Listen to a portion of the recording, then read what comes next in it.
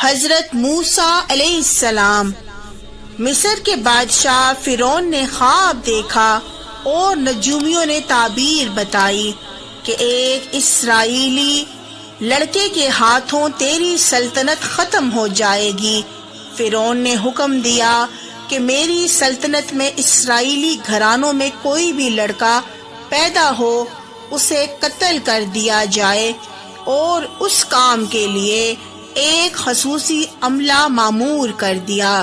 جس وقت حضرت موسیٰ علیہ السلام کی ولادت ہوئی، ہر طرف جاسوسوں کا جال بچھا ہوا تھا۔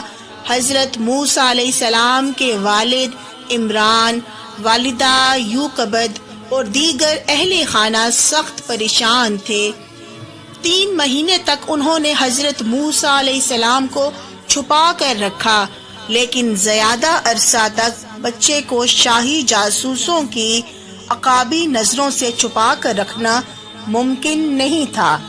حضرت موسیٰ علیہ السلام کی والدہ کے دل میں خیال آیا، اور یہ خیال اللہ تبارک و تعالیٰ نے ڈالا کہ تابوت کی طرح ایک صندوق بناؤ، اس پر لال روغن کی پالش کرو اور بچے کو اس صندوق میں رکھ کر دریائے نیل کے بہاؤ پر چھوڑ دو۔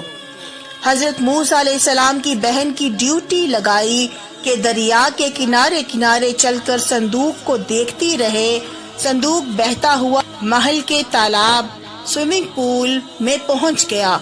وہاں ملکہ اور خادمائیں لطف اندوز ہو رہی تھیں کہ صندوق پر ملکہ کی نظر پڑی۔ اس نے کنیزوں کو حکم دیا کہ صندوق کو تالاب میں سے نکال لاؤ۔ صندوق کھولا گیا تو اس میں ایک حسین اور تندرست بچہ آرام سے لیٹا ہوا انگوٹھا چوس رہا تھا۔ ملکہ بہت خوش ہوئی، اس کی آنکھوں میں ممتا اتر آئی، شفقت و محبت سے بچے کو گود میں لے لیا۔ ملکہ نے سوچا کہ اس بچے کو بیٹا بنا کر پالنا چاہیے۔ محل میں کسی نے خدشہ ظاہر کیا کہ یہ بچہ بادشاہ کی سلطنت کو ختم کرنے کا سبب بھی بن سکتا ہے۔ فرعون کے دل میں بھی یہ خیال آیا، ایسا نہ ہو کہ یہی بچہ اسرائیل کا وہ لڑکا ہو جس کے بارے میں نجومیوں نے پیشن گوئی کی۔ لیکن فرعون کی منظور نظر بیوی نے کہا، یہ بھی تو ہو سکتا ہے کہ یہ بچہ ہماری آنکھوں کی ٹھنڈک بنے، یا ہم اس کو اپنا بیٹا بنا لیں۔ ملکہ نے اس بچے کا نام موسیٰ رکھا۔ موسیٰ کے معنی ہے وہ شخص جو پانی سے نکالا گیا ہو۔ ملکہ نے بچے کو دودھ پلانے کا کام شاہی دائیوں کے سپرد کر دیا، لیکن بچے نے کسی کا دودھ نہیں پیا۔ حضرت موسیٰ علیہ السلام کی بہن نے محل میں جا کر ملکہ سے کہا کہ میں ایک بہت اچھی آیا کا انتظام کر سکتی ہوں، نہایت صحت مند اور خوبصورت عورت ہے، بچے کی اچھی طرح نگہداشت کرے گی اور نہایت اعلیٰ پرورش کرے گی۔ ملکہ نے کہا، اسے حاضر کرو۔ حضرت موسیٰ علیہ السلام کی بہن اپنی والدہ کو ساتھ لے گئیں اور ملکہ کے سامنے پیش کر دیا۔ حضرت موسیٰ علیہ السلام نے اس خاتون کا دودھ پی لیا اور حضرت موسیٰ علیہ السلام کی والدہ کو دایا مقرر کر دیا گیا۔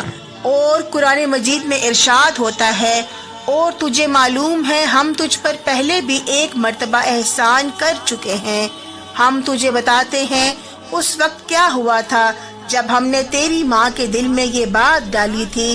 ہم نے اسے سمجھایا تھا کہ بچے کو ایک صندوق میں ڈال دے اور صندوق کو دریا میں چھوڑ دے، دریا اسے کنارے پر دھکیل دے گا، پھر اسے اٹھا لے گا۔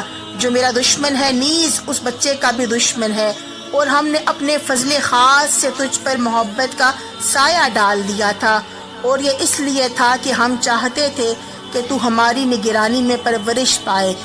تیری بہن جب وہاں سے گزری تو اس نے کہا، میں تمہیں ایسی عورت بتلا دوں جو اسے پالے پوسے، اور اس طرح ہم نے تجھے پھر تیری ماں کی گود میں لوٹا دیا تاکہ اس کی آنکھیں ٹھنڈی رہیں اور غمگین نہ ہو۔ حضرت موسیٰ علیہ السلام جب جوان ہوئے تو نہایت قوی البہادر انسان تھے۔ انہیں یہ بھی علم ہو گیا تھا کہ وہ اسرائیلی ہیں اور مصری خاندان سے ان کا کوئی رشتہ نہیں۔ حضرت موسیٰ علیہ السلام نے جب دیکھا کہ اسرائیل نہایت ذلت و رسوائی اور غلامی کی زندگی بسر کر رہے ہیں اور فرعون کا عملہ ان پر سخت مظالم ڈھاتا ہے تو ان کی تمام ہمدردیاں بنی اسرائیل کے ساتھ ہو گئیں۔ حضرت موسیٰ علیہ السلام کہیں جا رہے تھے کہ دیکھا ایک مصری ایک اسرائیلی کو بیگار کے لیے گھسیٹ رہا ہے۔ حضرت موسیٰ علیہ السلام کو دیکھ کر اسرائیلی نے مدد کے لیے پکارا۔ حضرت موسیٰ علیہ السلام نے مصری کو روکا اور کہا کہ نہایت بزدلانہ اور ظالمانہ حرکت ہے، مگر مصری نے ان کی بات نہیں سنی۔ حضرت موسیٰ علیہ السلام نے مصری کے سر پر ایک تمانچہ رسید کر دیا۔ مصری اس چپت کی چوٹ کو برداشت نہ کر سکا اور مر گیا۔ حضرت موسیٰ علیہ السلام کا ارادہ اسے قتل کرنے کا نہیں تھا۔ افسوس اور ندامت کے ساتھ اللہ سے کہا، اللہ تعالیٰ جو کچھ بھی ہوا نادانستگی میں ہوا، میں تجھ سے مغفرت کا طلبگار ہوں۔ اللہ تعالیٰ نے ان کی غلطی معاف کر دی۔ دن دہاڑے مصری کے قتل کی خبر جنگل میں آگ کی طرح پھیل گئی اور قاتل کی تلاش شروع ہو گئی۔ دوسرے دن حضرت موسیٰ علیہ السلام نے پھر اسے اسرائیلی اور ایک مصری کو دست و گریباں دیکھا۔ اسرائیلی نے آگ کو دیکھ کر پھر مدد کے لیے فریاد کی۔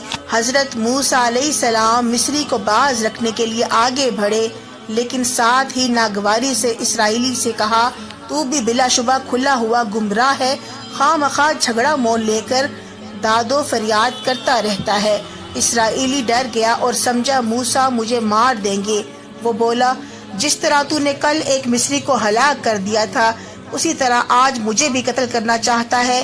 یہ خبر فرعون تک پہنچ گئی کہ مصری کا قتل موسیٰ نے کیا۔ فرعون نے جب موسیٰ علیہ السلام کو گرفتار کرنے کا حکم دے دیا، حضرت موسیٰ علیہ السلام خاموشی کے ساتھ شہر چھوڑ کر مدین ایک قبیلے کا نام ہے جو حضرت ابراہیم کے فرزند مدین کے نام پر تھا۔ یہ بیٹا حضرت ابراہیم کی تیسری بیوی کتورات سے تھا۔ حضرت شعیب بھی اسی قبیلے سے تھے۔ جس خطہ زمین پر یہ قبیلہ آباد تھا اس کا نام مدین پڑ گیا۔ روانہ ہو گئے۔